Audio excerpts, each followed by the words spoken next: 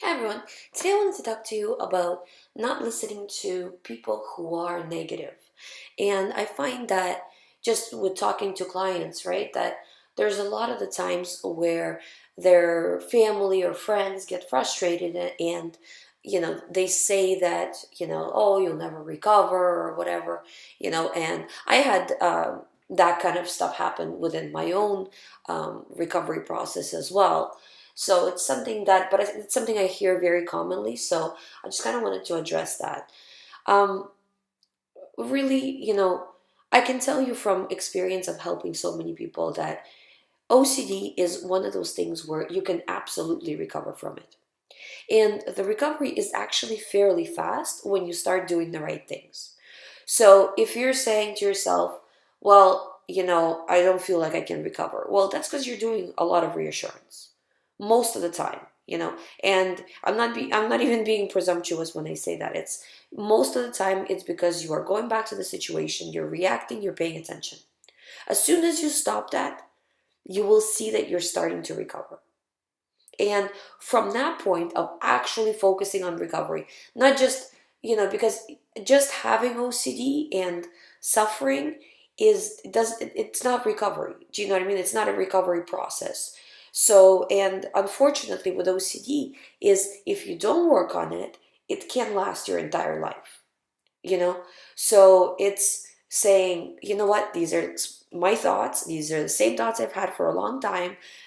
I've had them over and over again. I'm not playing this game anymore. I'm done.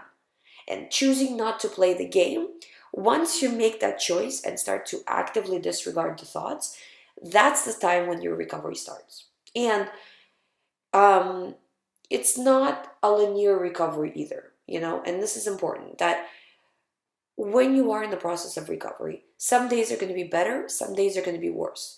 What you want to make sure is that most of your days are, if not better, then you are striving for better. You're focusing on disregarding.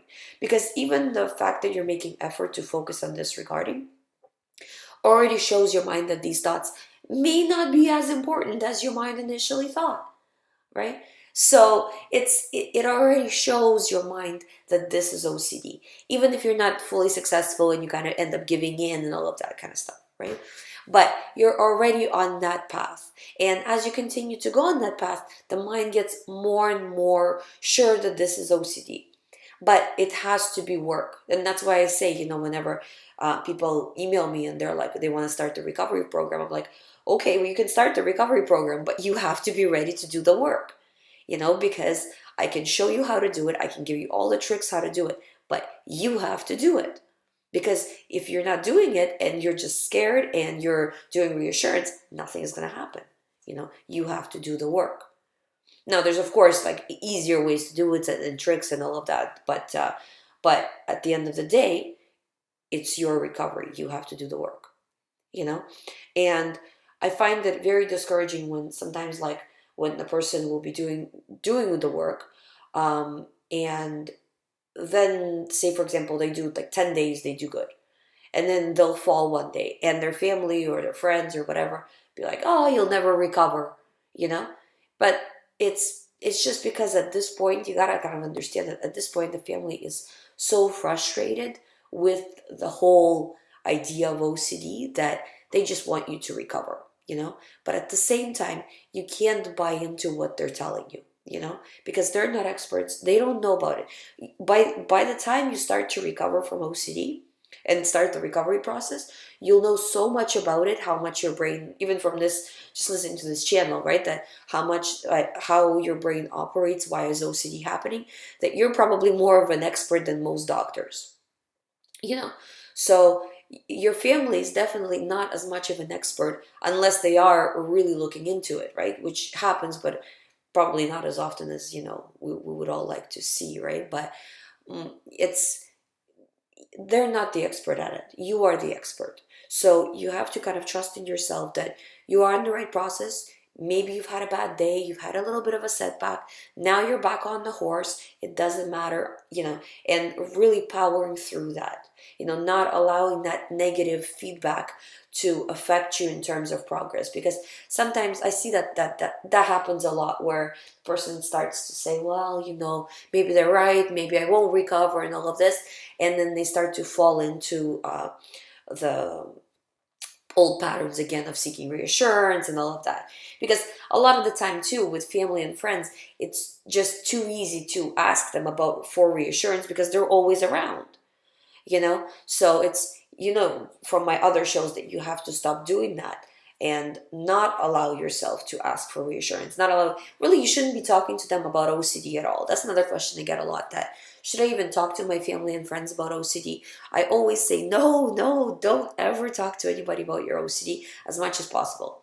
I mean, your immediate family, like say like your spouse, or your boyfriend or girlfriend that you've been with for a long time, or your parents, then yeah, they need to know where you are at, in terms of how you're feeling, what's happening in your life. But acquaintances, kind of friends, you don't need to talk about, because really, and even a close family, you don't need to discuss in detail the nature of your thoughts, because it becomes almost like a, a compulsion. It becomes kind of like a crutch. You're doing it not for the right reasons most of the time. You're not doing it to inform them. You're doing it to make sure they're okay with you having these thoughts. And the more you allow yourself to do that, the more you will feel like you need to confess even more things. So it becomes like a snowball effect, and it is a reassurance seeking, right? So it's not allowing yourself to talk about OCD, basically pretending it doesn't exist, because really there's no reason for it to exist. The thoughts are not real, they're silly, right? They're just giving you a lot of anxiety, but they don't have any value to them, they don't have any merit to them.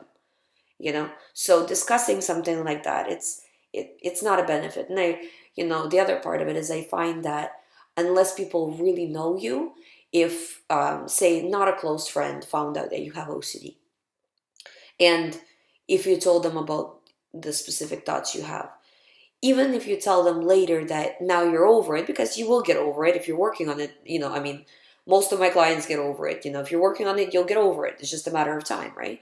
Once you get over it, though, they'll still look at you as a person who has OCD. Even if you tell them you don't have OCD, it will take a long time for them to start viewing you as a person who doesn't have mental issues, And this is kind of like, it's just the sad part of our society and how people are generally viewing other people, So it's like, it's one of those things, once you say it, you can't really unsay it. So as much as uh, for close family, it's not a really big deal. But if you don't need to say it, I would suggest not doing it. Generally, but also not buying into negativity. And you can say that to people. Actually, say it to them that you're being very negative right now. I don't need it in my recovery. I'm not putting up with it. You know, because it's one of those things that if you keep something going, it's like you're accepting it, right? And then they'll say it again and again and again, right? So saying that no, you're not okay with them talking to you about it in that way, in a negative way, is sometimes very effective. But also being constructive about it and not attacking them, on it, because they are coming from a place of not really understanding the disorder. So that's just some of my thoughts on this subject. If you guys have any questions, please let me know. If you have any questions that you would like me to answer on the Wednesday show, please ask below this video or below any of the videos, and I will answer on Wednesday. If you need more information, you can always visit youhaveocd.com. There's a private recovery there with me. There's ebooks. There's all kinds of information about OCD. And if you haven't subscribed to this channel, please subscribe, and I'll see you in the next video.